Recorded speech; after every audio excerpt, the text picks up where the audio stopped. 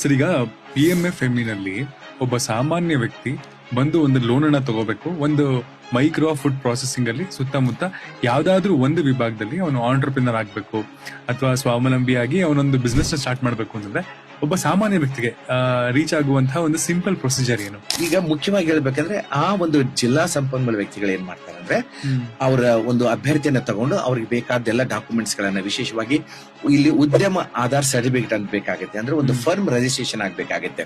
Food ಇಂಡಸ್ಟ್ರಿಗೆ ಸಂಬಂಧಪಟ್ಟ ಹಾಗೆ ಉದ್ಯಮ ಆಧಾರ್ ಸರ್ಟಿಫಿಕೇಟ್ ಬೇಕಾಗುತ್ತೆ. ಅದ್ರ ಜೊತೆಗೆ ಒಂದು GST ಮುಂದೆ ಮಾಡಬಹುದು. GST ಸದ್ಯಕ್ಕೆ ಅವಶ್ಯಕತೆ ಇರೋದಿಲ್ಲ, ಬೇಕಾದ್ರೆ GST ಮಾಡ್ಕೋಬಹುದು. ಅದ್ರ ಜೊತೆಗೆ ಒಂದು KYC ಬೇಕಾಗುತ್ತೆ, ಒಂದು ಆಧಾರ್, ಪ್ಯಾನ್ ಇವೆಲ್ಲ ಬೇಕಾಗುತ್ತೆ. ಬ್ಯಾಂಕ್ ನಲ್ಲಿ ಒಂದು ಅಕೌಂಟ್ ಬೇಕಾಗುತ್ತೆ, ಫರ್ಮ್ ಹೆಸರಿನಿಂದ ಒಂದು ಕರೆಂಟ್ ಅಕೌಂಟ್ ಬೇಕಾಗುತ್ತೆ. ಅದ್ರ ಜೊತೆಗೆ ಕೊಟೇಶನ್ ಗಳು ಬೇಕಾಗುತ್ತೆ, ಮಷಿನ್ ಗಳು ಯಾವ್ಯಾವ್ದು ಬೇಕು ಅನ್ನುವಂಥದ್ದು ಬೇಕಾಗ್ತದೆ. ಅಥವಾ ಒಂದು ಖಾಲಿ ಒಂದು ಜಾಗ ಇದೆಪ್ಪ, ಅವ್ರ ಸ್ವಂತಕ್ಕೆ ಜಾಗ ಇದೆ, ಅಥವಾ 30-40 ವರ್ಷಕ್ಕೆ ಒಂದು ಲೀಸ್ ಅಗ್ರಿಮೆಂಟ್, ಒಂದು ಲ್ಯಾಂಡ್ ತಗೊಂಡಿದ್ದಾರೆ ಅಂದ್ರೆ ಆ ಲ್ಯಾಂಡ್ ಮೇಲೆ ಒಂದು ಇಂಡಸ್ಟ್ರಿ ಶೆಡ್ ಅನ್ನು ಕಟ್ಕೊಳ್ಳಿ ಕೂಡ ಇದರಲ್ಲಿ ಪ್ರೊವಿಷನ್ ಇದೆ. ಅದಕ್ಕೂ 50% ಸಬ್ಸಿಡಿ ಇದೆ.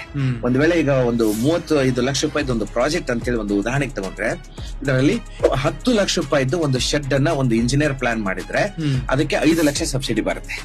ಅಂದ್ರೆ 10 ಲಕ್ಷದಲ್ಲಿ ಒಂದು 20-30 ಜಾಗನಲ್ಲಿ, 34 ಜಾಗ ಒಂದು ಇಂಡಸ್ಟ್ರಿ ಶೆಡ್ ಅನ್ನ ಹಾಕೊಳ್ಳಿಕ್ಕೆ.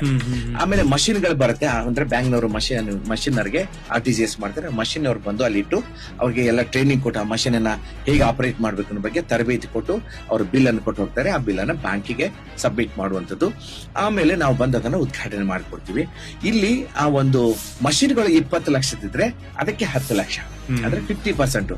ಅಂದ್ರೆ ಈಗ ಒಂದು ಶೆಡ್ ಹಾಕೊಂಡ್ರೆ, ಇಂಡಸ್ಟ್ರಿ ಶೆಡ್ ಅನ್ನ ಹಾಕೊಂಡ್ರೆ ಅದಕ್ಕೆ 10 ಲಕ್ಷದ ಮೌಲ್ಯದಿದ್ರೆ ಅದಕ್ಕೆ ಒನ್ ಟೈಮ್ ಅಸೆಟ್ಸ್ ಅಂತ ಹೇಳ್ತೀವಿ.